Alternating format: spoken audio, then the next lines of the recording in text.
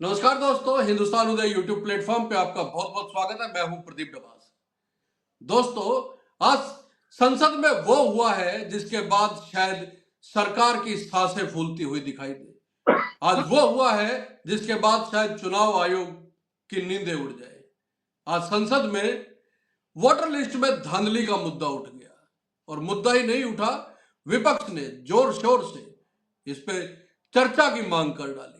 और चर्चा की जब मांग उठी तो उसके बाद ओम बिरला साहब जो अध्यक्ष है, उन्होंने साफ कहा कि वोटर लिस्ट तो सरकारें नहीं बनाती है। तो नेता प्रतिपक्ष राहुल गांधी का जवाब भी सुनने लायक था। उन्होंने कहा कि हम भी कहते हैं कि वोटर लिस्ट सरकारें नहीं बनाती है, लेकिन तमाम धांधलियों का, गड़बड़ियों का जो आरोप तमाम दल लगा रहे हैं और जो गड़बड़ियां सामने आई हैं, उसको लेकर चर्चा तो की ही जानी चाहिए। और इसके बाद तमाम विपक्ष वोटर लिस्ट के इस मुद्दे पर एकजुट हो गया कि वोटर लिस्ट क्या सरकार बनाती है। मैंने नहीं बोला नहीं, आपने बोला क्या, और आपने सही बोला कि सरकार वोटर लिस्ट नहीं बनाती है। मगर पूरे देश में वोटर लिस्ट पर सवाल उठ रहे हैं। हर स्टेट में, हर ऑपोजिशन के स्टेट में और महाराष्ट्र में black and white voter list पे सवाल उठे हैं। तो पूरा ऑपोजिशन मिलकर सिर्फ ये बोलने दीजिए, पूरा ऑपोजिशन सिर्फ मिलकर ये कह रहा है कि वोटर लिस्ट पे यहां पे एक डिस्कशन हो जाए। ओके। आप बनाते नहीं हो, इसको हम एक्सेप्ट कर रहे हैं, आप डिस्कशन तो कीजिए।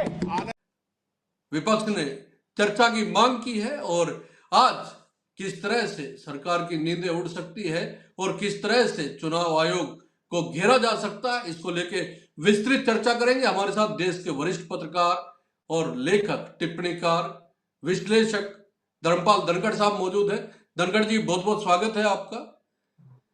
बड़ा मुद्दा उठा दिया है धनखड़ जी, राहुल गांधी ने और विपक्ष ने वोटर लिस्ट में धांधली को लेकर। देखिए, चुनाव आयोग की वोटर लिस्ट को लेकर के शायद पहली बार इस तरह का मुद्दा संसद में उठ रहा है और बहुत कुछ इस देश में पहली बार हो रहा है जी और बहुत कुछ पहली बार मुद्दे भी उठ रहे हैं जी और बहुत कुछ पहली बार संसद में चर्चा से भागती हुई दिखाई देती है सरकार कि इस पर चर्चा नहीं हो। बहुत जी कुछ ऐसा हो रहा है, लगातार हो रहा है और लगातार जो है सरकार चर्चा से बचती आ रही है। जी चाहे वो अडानी का मामला हो, चाहे वो अन्य इस तरह का कोई और मामला हो, सरकार जो है इन मामलों में चर्चा से बचती रही है। चाहे वो मणिपुर की हिंसा का मामला हो, मतलब अगर मणिपुर में हिंसा हो रही है उस पर भारतीय संसद में चर्चा नहीं तो क्या अमेरिकन संसद में होगी? सवाल इस बात का है। अब भारतीय चुनाव आयोग, निर्वाचन आयोग की वोटर लिस्ट में नंबरों की गड़बड़ी है, तो चर्चा तो भारतीय संसद में होनी चाहिए।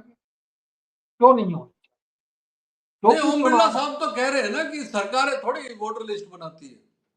वो हम मानते हैं कि सरकारें वोटर लिस्ट नहीं बनाती, सब कहते हैं, तो फिर उनको चर्चा करवाने में क्या दिक्कत है? चुनाव जी आयोग आएगा, कट करेंगे। चुनाव आयोग की कार्य प्रणाली पे सवाल उठ रहे हैं और वो आज से नहीं, लगातार उठ रहे हैं। कभी ईवीएम को लेकर के उठते हैं, कभी चुनाव में गिनती को लेकर के उठते हैं, कभी वोट पोल कितना हुआ इस आंकड़े को लेकर के उठ रहे हैं कि कितनी देरी इसको काउंट करने में हो, जी और कभी अचानक वोट परसेंटेज बढ़ जाता है, जबकि रेंडमली जो वोट परसेंटेज बढ़ता है उसका एक औसत है। लगातार अगर हम देखें कि ठीक है, टोटल पोल के बाद जब बाद में फाइनल एक तरह से पोल की बताई जाती है तो उसमें आंकड़ा थोड़ा बहुत बढ़ जाया करता है, लेकिन अब तो बेशुमार आंकड़ा बढ़ रहा है। और जब कोई कोर्ट और में आंकड़े भी वोटिंग के 3-3 4-4 दिन बाद आ रहे हैं धनखड़ साहब। 5-5 7-7 दिन बाद, अगर जी आपको ध्यान हो, अभी पिछले दिनों जो लोकसभा चुनाव हुए थे उनके पहले चरण की वोटिंग का आंकड़ा तो कई दिन बाद आया था, 4-5 दिन नहीं बल्कि 8-9-10 दिन बाद आया। जी दूसरी बात, अगर कहीं धांधली की बात होती है और कोर्ट का रिकॉर्ड मतलब चुनाव आयोग का रिकॉर्ड पेश करने की बात होती है तो तुरंत केंद्र सरकार कानून बना देती है कि ये आंकड़ा नहीं दिखाया जाएगा, ये डाटा कोर्ट में नहीं दिखाया जाएगा, कोई इस डाटा को देख नहीं सकता। उसमें ऐसी क्या सीक्रेसी है भाई? और वो भी क्यों, जब कोर्ट डाटा मांगता है तभी ये कानून बना के खड़ा कर दिया जाता है, नियम बना के लागू कर दिया जाता है। अब जब वोटर लिस्ट पर सवाल उठ रहे हैं कि बहुत ज्यादा किसी इलाके में वोटर काटे गए, दिल्ली के चुनाव में ये अक्सर देखने में आया, बहुत सारे आरोप लगे थे कि एक चुनाव क्षेत्र में इतने और एक मकान में सैकड़ों सैकड़ों वोटर बने हुए हैं, कई कई सौ वोट बने हुए हैं। ये क्या है? धांधली नहीं। और वो भी उस एमपीज के मकान में जो लुटियंस दिल्ली में, वहाँ कितने वोटर बन सकते हैं एक सांसद के मकान में, और वो भी बीजेपी के सांसदों के मकानों में जो आवास मिले हुए सरकारी उनमें। और अब जो सामने आया है कि एक ही नंबर के अलग अलग प्रदेशों में अलग अलग वोटर कार्ड हैं, एक ही नंबर के। जी। और वो ऐसे भी मामले देखने में आए कि सेम नाम अलग अलग एड्रेस पे वोटर लिस्ट सवाल में तो नाम। यही है ना धनखड़ साहब, सवाल तो यही है पश्चिम बंगाल कि की सरकार ने चुनाव ममता आयोग बनर्जी कहता है की कि आवाज, यूनिक नंबर हर वोटर आईडी पे दिया गया है। यूनिक अब नंबर, यूनिक नंबर है फिर तो वो यूनिक दूसरे से नंबर लिंक एक होके हो आ, गया। जी। यूनिक नंबर है तो हरियाणा का नंबर बंगाल में, पश्चिमी बंगाल में कैसे मिल रहा है? जी। ये भी नहीं होना चाहिए। अच्छा, अब सबसे सबसे सबसे हैरान करने वाली बात यह है कि वो यूनिक नंबर पश्चिम बंगाल में मिल रहा है। हरियाणा के बरवाला की महिला है, उस जी, वो बरवाला में उसका वोट है, और जब वो पश्चिम बंगाल में या कहीं और यूनिक नंबर, उसी यूनिक नंबर से उसी महिला का वोट मिल रहा है, नाम भी सेम है, यूनिक नंबर भी सेम है और आयु भी सेम है। सिर्फ उसका एड्रेस बदल दिया गया है और उसके पति का नाम बदल दिया गया। बताइए। अब इस तरह की जो दिक्कतें हो रही हैं वो बड़ी दिक्कत है, और जब इस पे सवाल उठते हैं तो सरकार इससे पीछे नहीं हट सकती। चुनाव आयोग बेशक एक स्वायत्त संस्था है, अब तो कहने भर के लिए स्वायत्त संस्था है, कितनी स्वायत्तता है ये तो चुनाव आयोग भी जानता है, मीडिया भी जानता है और जनता भी जानती है, और खुद सरकार भी जानती है कि चुनाव आयोग कितना स्वायत्त और स्वतंत्र है, ये सब जानते हैं। हाँ, लेकिन इसीलिए तो केंद्रीय चुनाव आयोग को शॉर्ट फॉर्म में केचुआ कहने लग गए लोग। तो इसको भी हम आरोप नहीं लगाएंगे क्योंकि हम कोई राजनीतिक पार्टी नहीं है। हम तो केवल उतनी ही निष्पक्षता के साथ बात करेंगे जितनी बनती है। भाई, चुनाव आयोग पर आरोप आयद होता है तो सरकार बचाव में क्यों आती? और जब चुनाव आयोग को पैसा केंद्र सरकार देती है, उसका संचालन केंद्र सरकार के धन से होता है, तो उसकी कार्य प्रणाली में कोई गड़बड़ी है तो उस पर विचार करने के लिए, उसको दूर करने के लिए केंद्र सरकार क्यों नहीं आगे आना चाहती? केंद्र सरकार ये क्यों कह रही है? या ओम बिरला जो अध्यक्ष हैं सदन के, उनको ये कहने की क्या जरूरत पड़ रही है कि सरकार जो है वोटर लिस्ट नहीं बनाती? तो भाई चुनाव आयोग तो बनाता है ना, और आयोग में जो कर्मचारी काम करते हैं इस तरह का, वो सारे राज्य सरकारों के या केंद्र सरकारों के कर्मचारी होते हैं, राज्य सरकार के जी। कर्मचारी होते हैं। तो कैसे कह सकते हैं कि जो केंद्र सरकार पैसा देती है वो अपने उस चुनाव आयोग का काम की गलती को सुधारने के लिए क्यों नहीं प्रयास करना चाहिए? ये तो भारतीय जनता पार्टी के लिए भी जरूरी है। कल को जब वो सत्ता से बाहर नहीं होंगे तब वो वही यही आरोप लगाएंगे तो क्या सरकार इसी तरह का जवाब दे? या पहले ये सत्ता से बाहर थी भारतीय जनता पार्टी तब इसी तरह का जवाब होता था? तो संसद के अध्यक्ष को, जो संसद के दोनों सदनों के अध्यक्ष को, पहली बात तो यह है कि किसी पार्टी विशेष के लिए या सरकार के लिए काम नहीं करते, वो निष्पक्ष हो जाते हैं, उनका चुनाव जो है वो सभी दल मिलकर के करते हैं, चाहे वो लोकसभा हो चाहे वो राज्यसभा हो। जो संसद, जो अध्यक्ष का चुनाव होता है वो, ये तो अब धर्मपाल जी, ये तो अब कागजी और ये तो सिर्फ किताबी बातें हैं कि अध्यक्ष जो है निष्पक्ष हो जाता है क्योंकि वो अब ओम बिरला साहब जीत के बीजेपी की वो टिकट किसी पे पार्टी आते का हैं। मेंबर नहीं हो सकता है। जी वो जब अध्यक्ष चुन लिया जाता है तो वो किसी पार्टी का मेंबर नहीं रह जाता है, पहली बात। और फिर वो सरकार की तरह से क्यों काम करता है? उसको निष्पक्ष होकर, तटस्थ होकर काम करना चाहिए, यही तो सवाल है। इस लोकतंत्र की खूबसूरती यही है कि यहाँ जब आदमी पद पे आ जाता है, प्रधानमंत्री जब पद पे आ जाता है, तो प्रधानमंत्री सारे देश का प्रधानमंत्री है। वो भारतीय जनता पार्टी या कांग्रेस का प्रधानमंत्री नहीं रहता है। ये इस नहीं नहीं, लोकतंत्र ये तो जिस दिन सांसदों की शपथ ग्रहण थी और राहुल गांधी ने इसको लेकर सवाल उठाए थे कि आप अध्यक्ष होने के बावजूद आप प्रधानमंत्री से कैसे मिल रहे हो और नेता प्रतिपक्ष से कैसे मिल रहे हो, तो ओम बिरला साहब ने साफ कहा था कि आप मुझे संस्कार सिखाने की कोशिश ना करें, मुझे पता है किससे कैसे मिलना है। तो वहां उन्होंने साफ ही कर दिया था कि आने वाले 5 सालों में सदन का बर्ताव कैसा होगा। वो तो जब से ओम बिरला अध्यक्ष बने हैं, सदन का बर्ताव हम देख रहे हैं, हर मुद्दे पर जनता भी देख रही है और ये सारी चीजें हो रही हैं और सबको ये एहसास हो चुका है। अभी पिछले दिनों किसी केंद्र की अंतर्राष्ट्रीय एक संस्था का आया था कि भारत में बहुत ज्यादा दिन तक लोकतंत्र चलने वाला नहीं है, एक सर्वे आया। जी तो इस तरह के सर्वे जब इंटरनेशनल लेवल पे आते हैं, अंतर्राष्ट्रीय स्तर की संस्थाएं जब इस तरह के सर्वे देती हैं, तो निश्चित रूप से उसके पीछे सवाल तो उठते हैं। जब भारत में अभिव्यक्ति की स्वतंत्रता को लेकर के अंतर्राष्ट्रीय संस्था जब अपना सूची जारी करती है, भूखमरी को लेकर के इंडेक्स जारी करती है, या किसी और मामले में गरीबी को लेकर के इंडेक्स जारी नहीं, करती उसको उसको तो अंतरराष्ट्रीय साजिश बता दिया जाता है ना फिर। है, उसको अंतर्राष्ट्रीय साजिश बता के भारत सरकार खारिज कर देती है। जी अब चुनाव आयोग के यूनिक नंबर एक स्टेट से दूसरी स्टेट में मिल रहे हैं, तो उसमें यूनिक कहाँ रह गए? यूनिक बड़ा का सवाल तो मतलब यही है होता ना। है एक इस पे नंबर। इस पे चुनाव आयोग का जवाब ये है कि अगर एक स्टेट से दूसरे स्टेट में नंबर सेम है, उस स्टेट में नंबर सेम नहीं है, तो इसका मतलब ये है कि वो नंबर यूनिक है। ये नंबर यूनिक हो ही नहीं सकता। यूनिक का मतलब है देश में एक नंबर एक ही आदमी। क्या जी आधार कार्ड का, जिसको यूनिक नंबर कहा जाता है, क्या एक नंबर पे 5 आदमियों के या 2 आदमियों का आधार कार्ड हो सकता है? यूनिक नंबर कहाँ रहेगा? यूनिक नंबर का मतलब होता है कि वो एक ही होगा। अब ये चुनाव आयोग अपनी तरह से स्पष्टीकरण देता रहे, क्या नाम भी वही होगा? बरवाला की महिला का यूनिक नंबर बंगाल की महिला से, हरियाणा की महिला का बंगाल की महिला से यूनिक नंबर मिलेगा, नाम भी सेम होगा। ये क्या कोइंसिडेंस हो सकता है? नहीं। यहाँ कुछ न कुछ दिक्कत है, और दिक्कत है तो उसको चेक करने में, उस पर बहस करने में, उसमें सुधार करने के लिए क्यों पीछे हटना चाहती है सरकार?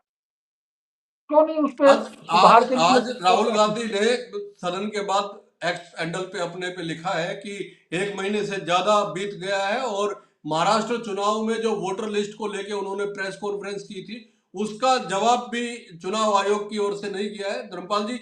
वो उसमें उन्होंने साफ कहा था कि जितने वोटर नहीं है उससे ज्यादा मतलब जितने मतदाता नहीं है उससे ज्यादा वोटर आईडी कार्ड महाराष्ट्र में बने हुए, ये उन्होंने आरोप लगाया था। अब ये आंकड़ा वो कहां से लेके आए, ये तो राहुल गांधी बताए। नहीं, वो तो राहुल गांधी बताए और उसका जवाब भी चुनाव आयोग को देना चाहिए। भारत सरकार उसके लिए जवाबदेह नहीं है, चुनाव आयोग उसके लिए जवाबदेह होना चाहिए और चुनाव आयोग को ही जवाब देना चाहिए। और इस तरह का आरोप अगर है तो चुनाव आयोग क्यों नहीं सफाई दे रहा है, क्यों नहीं बता रहा है, कहाँ दिक्कत है? नहीं, विपक्ष का तो यही कहना है कि जब चुनाव आयोग की ओर से जवाब नहीं दिया जाता है तो सदन में उठाया जाता है मुद्दा फिर। जरूरी है सदन में उठाया जाना, जाहिर सी जी बात है। चुनाव आयोग स्वायत्त संस्था जरूर है, लेकिन वो अ, किसी ने इस देश के प्रति तो जवाबदेह होगी, इस देश के लोगों के प्रति तो जवाबदेह होगा। चुनाव आयोग की जवाबदेही किसके प्रति है? वोटर्स के प्रति होगी। तो बहुत सीधी बात है वो। धर्मपाल जी, क्या क्या मान के चले कि अगर अगर ये सदन में उठता है मुद्दा, ये मामला, और इस पे बहस भी अगर होती है, फिर तो बड़ी मुश्किलें आएंगी ज्ञानेश कुमार के लिए। नए नए चुनाव आयुक्त बने हैं, राजीव कुमार का किया हुआ सारा का सारा ज्ञानेश जी भुगतेंगे।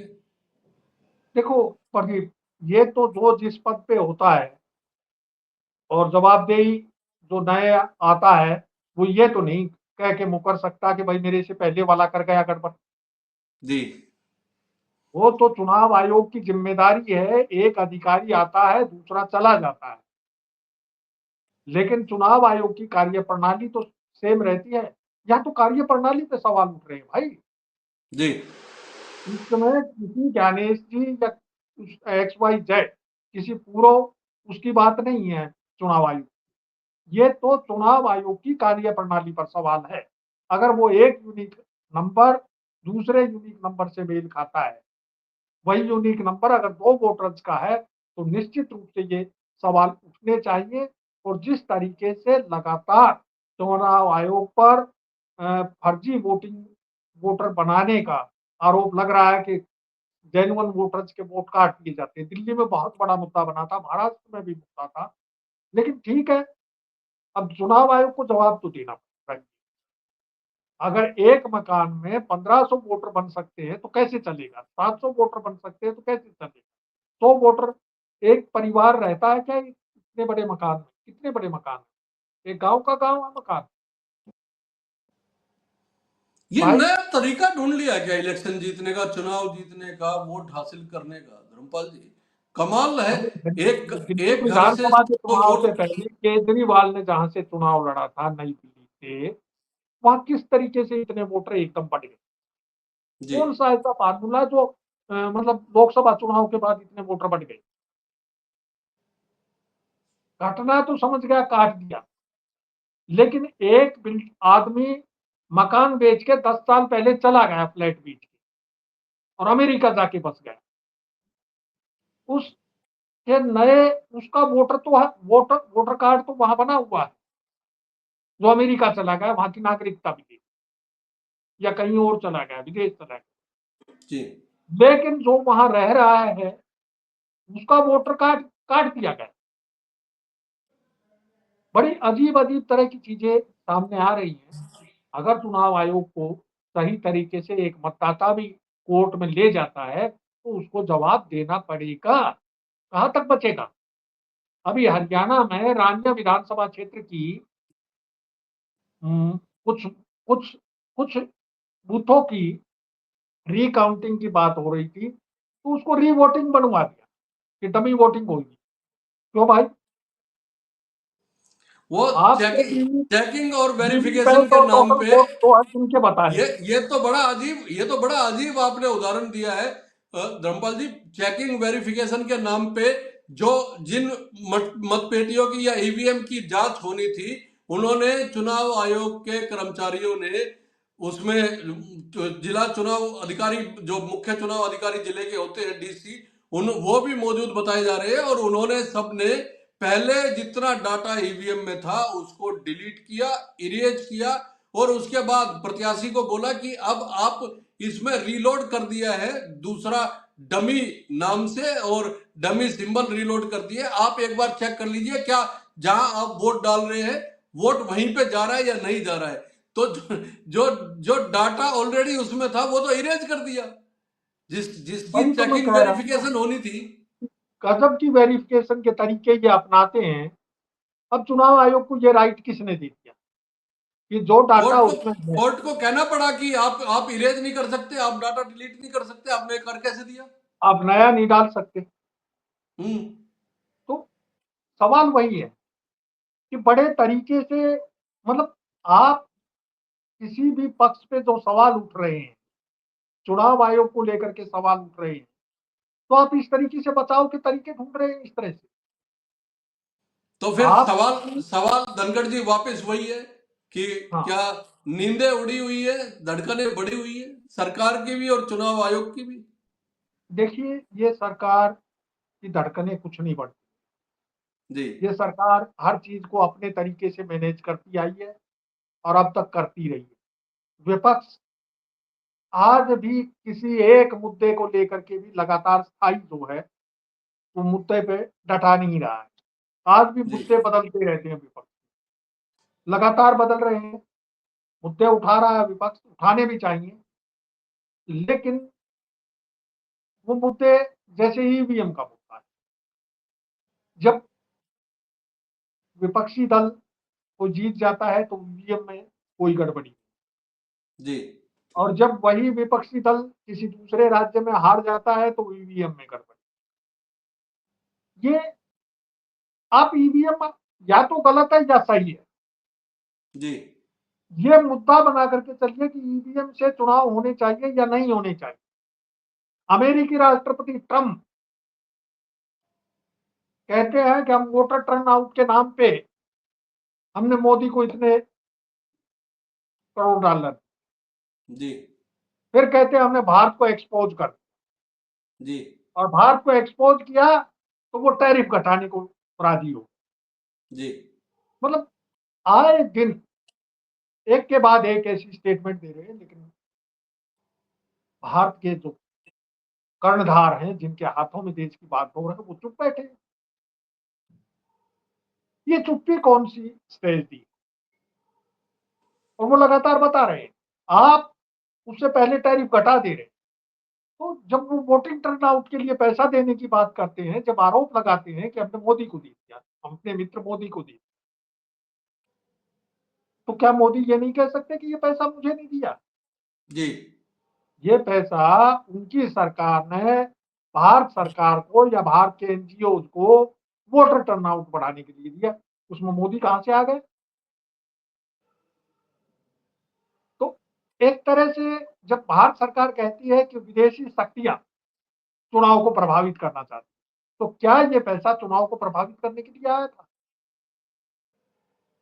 जब वोटर टर्नआउट बढ़ाना है तो भारत सरकार, चुनाव आयोग की जिम्मेदारी है वोटर टर्नआउट बढ़ाना, चुनावी मशीनरी की जिम्मेदारी है, राजनीतिक पार्टियों की जिम्मेदारी ये है। तो बड़ा खेल हुआ धर्मपाल जी। पहले जब अमेरिका के राष्ट्रपति की ओर से ये बयान आया तो उसके बाद पूरी की पूरी बीजेपी और ट्रोल आर्मी जो है वो हमलावर हो गई विपक्ष के ऊपर, कांग्रेस के हाँ, ऊपर। लेकिन कांग्रेस जब से हमलावर जब हुई थी। जब ये तीर अपनी ओर आते हुए दिखाई दिया, फिर उसके बाद सब शांत है, इस बारे में कोई बात नहीं कर रहा है और कोई कहने को मोदी और पूछने मोदी को तैयार नहीं। ट्रंप ने एक बार नहीं, कई बार ये बात दोहराई, जी, नाम 2-3 लिया, बार ये बात प्रधानमंत्री का दोहराई, नाम लिया। प्रधानमंत्री का नाम लिया, देश को एक्सपोज करने की बात कही कि भारत हम पे बेहिसाब टैरिफ लगाता है, इसके हिसाब से तो हम वहां कुछ बेच ही नहीं सकते, जी आप भारत पर थोपते जा रहे हैं। तो ये अलग विषय है, हम विषय से थोड़ा हट हट रहे हैं। हट हट लेकिन रहे। चुनाव आयोग, चुनाव वोटिंग टर्नआउट बढ़ाने के लिए पैसा विदेश से आता है, इस पे जब विपक्ष पे सवाल उठाने के लिए तो आप तैयार हैं, लेकिन जब आप पर सवाल आ रहे हैं तो चुप हो जाते हैं। ये बड़ी अच्छी बात है, ये बड़ी तेज, हम टर्न आउट तक की बात करते हैं, वोटिंग टर्न आउट तक की, उसके लिए पैसा आने। जब चुनाव आयोग के काम में अगर कहीं गलतियां हैं तो उसको दुरुस्त, खामियां हैं तो उसको दुरुस्त करने में केंद्र सरकार को या संसद, केंद्र सरकार को संसद में चर्चा करने से क्यों भागना पड़ रहा है? क्यों नहीं करवाना चाहती सरकार इस पर चर्चा? ठीक है, सरकार का हाथ नहीं है, मान लिया, विपक्ष भी मान रहा है, लेकिन चर्चा से क्यों भाग रहे? क्या चर्चा से समाधान नहीं होगा? क्या संसद चर्चा के लिए नहीं बनी है? क्या संसद केवल जो सरकार कहे यस बोलने के लिए है? क्या सरकार का कोई भी बिल संसद में पेश होता है तो उस पर चर्चा नहीं होनी चाहिए, क्योंकि सरकार की जो मंशा है वो करे, बहुमत है। यही सबसे बड़ा सवाल है कि क्या धड़कनें बढ़ी हुई हैं, क्या नींदें उड़ गई हैं, और जब इस पे चर्चा होगी तो फिर उसके बाद क्या निकल के आता है ये तो बाद की बात है। लेकिन फिलहाल वोटर लिस्ट को लेके जो सवाल उठाया गया है वो शायद देश में आज की तारीख में सबसे बड़ा मुद्दा कांग्रेस ने और विपक्ष ने उठा दिया है सदन में। देखते हैं इसका क्या असर होगा, क्या इस पे चर्चा होगी या नहीं होगी, ये तो तय होना है। लेकिन ये एक बड़ा मुद्दा है और लोगों को इसके बारे में जानकारी होनी चाहिए। और चुनाव आयोग को अगर राहुल गांधी अपने एक्स हैंडल पे ये लिखते हैं कि 1 महीना बीत जाने के बावजूद अगर महाराष्ट्र की वोटर लिस्ट को लेके जो उन्होंने सवाल उठाए थे उसका जवाब नहीं मिला है, तो इसका जवाब कहां से मिलेगा, चुनाव आयोग कितना समय लेगा, ये सारे सवाल हैं। दोस्तों, वोटर लिस्ट को लेके आपका क्या मानना है? क्या कांग्रेस और विपक्ष की ओर से जो ये मुद्दा उठाया गया है ये सही है? कमेंट करके जरूर बताइएगा। और धर्मपाल जी की निष्पक्ष निर्भीक टिप्पणी आपको कैसी लगी? क्योंकि मैं हमेशा कहता हूं कि धर्मपाल जी जब बोलते हैं तो न पक्ष न विपक्ष, केवल निष्पक्ष। और ऐसे निर्भीक पत्रकार आज की तारीख में कम बचे हैं, इसलिए धर्मपाल जी को जरूर सुना करें दोस्तों। ऐसे पत्रकार जब बोलते हैं तो फिर भेद खोलते हैं, कलई खोलते हैं और बिना डरे खोलते हैं। धर्मपाल जी, बहुत बहुत धन्यवाद आपका। नमस्कार दोस्तों।